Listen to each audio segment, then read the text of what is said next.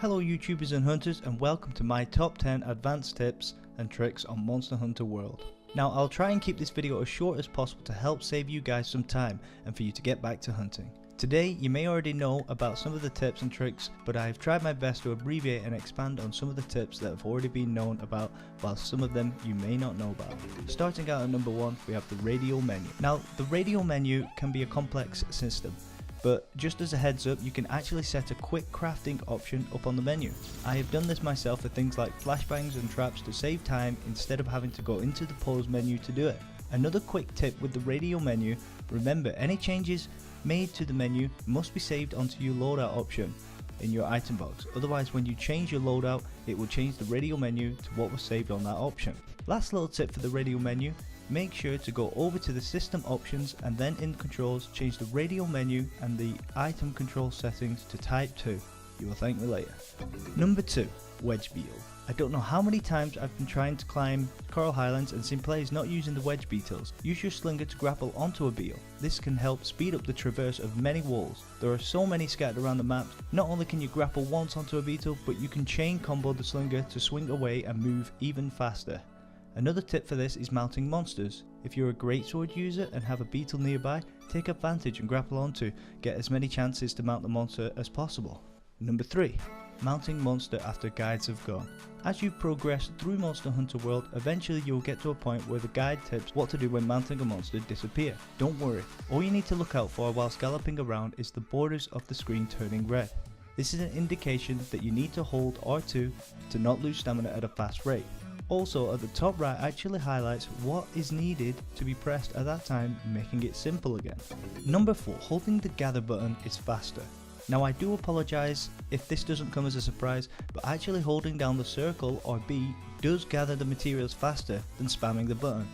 Old school Monster Hunter players used to have to press regardless, as holding the button is only in its most recent titles. Number 5, zoom out the camera. When you first load up Monster Hunter World, for some people it would have seemed closer than the old days. That's because by default the camera is closer. All you need to do is go to the system options, head over to the camera options and use the D-pad to go to page 2. Change the camera distance to far. This will allow you to see more of your surroundings and make life easier when fighting monsters. Number 6, Poogie has more secrets. You may have noticed little Poogie Pig wandering around Asteria looking all swag, but if you befriend this little guy enough, when you came around Asteria you can actually unlock new costumes and receive items. All you have to do is keep walking around until the controller starts vibrating and Poogie is jumping around in your hands, place him on the ground and he'll sniff out an item for you. Never paid any attention to this guy, but now I'm glad I did. Number 7, auto set messages. You can actually customize your messages in Monster Hunter, something that has been popular in the past, by holding your touchpad in the center of your PS4 controller to bring up the chat options. Once in the shout out section, you can change the generic callouts to something more personal to your own character by pressing triangle. Use your imagination and come up with some funny ideas for the auto text, which can make it a bit more humorous while hunting. Number 8, custom platter. Now, you may be using your cat kitchen every time you head out onto a quest and just picking the chef's choice, but with the custom platter option, you can actually pick foods that will give you a chance to actually determine what skills you want to activate. Remember, green icon foods are fresh items and actually have a higher chance of activating a skill and give 10 plus health every time one is stacked. I have a guide on my channel to teach you how to use this option. Number 9, order of your item bar. Now when you are holding L and scrolling past your items, you may be thinking that sometimes there are some that you wish were close by to speed things up.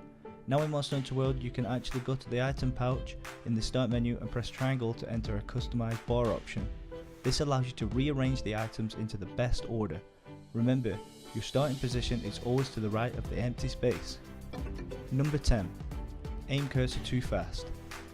This is more of a personal preference tip, but when aiming with the bows at the start it can seem a bit fast. Going into the system options again and on the camera tab you have an option called reticle speed. Set this to slow, this way you can move your camera around in normal speed and making your aiming shots a bit more precise. This is for console players, and when the PC version comes out this will be fine left on default.